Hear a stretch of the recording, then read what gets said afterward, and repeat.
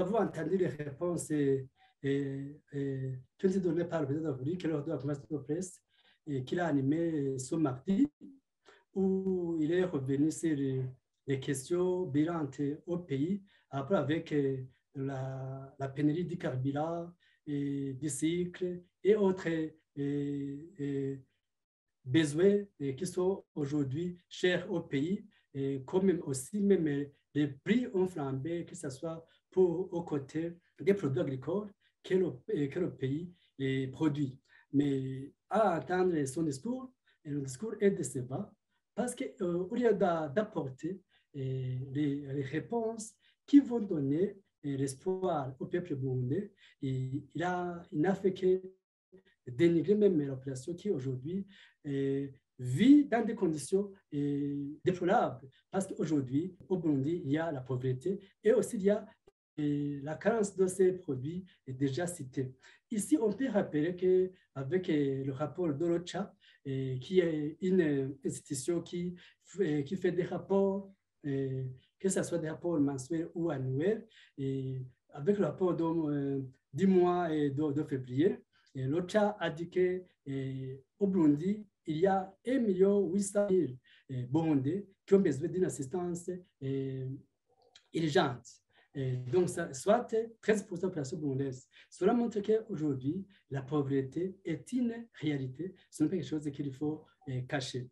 Donc, la population, alors, n'a pas besoin de discours alléchants, mais des discours qui montrent les solutions, les futurs projets à apporter à la population pour que la population qui aujourd'hui vit dans des conditions inhumaines peuvent avoir la survie, donc vivre. Aussi, on peut rappeler aussi qu'il y a des élèves qui ont déjà abandonné leurs études parce qu'il y a la cantine scolaire qui a été arrêtée dans certaines écoles, dans certaines provinces du pays. Et cela montre alors qu'au Burundi, il y a la pauvreté. Ici, on peut se demander si aujourd'hui, nous avons vu que les personnalités du pays se sont lancées dans l'agriculture, mais aussi dans l'élevage.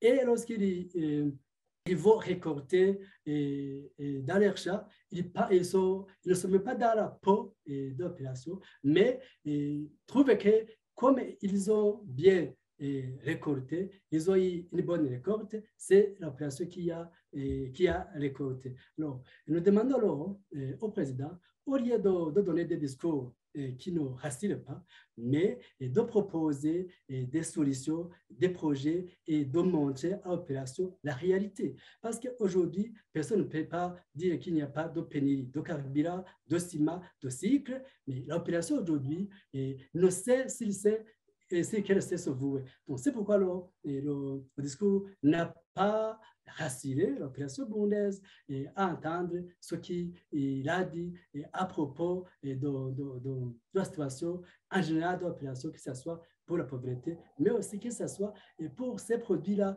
qui manquent au niveau de tout le pays. Donc, aujourd'hui, alors, il est déplorable à entendre dans un chef d'État qui ne se soucie pas de la vie d'opération et il faisait comme si c'était un théâtre qu'il jouait.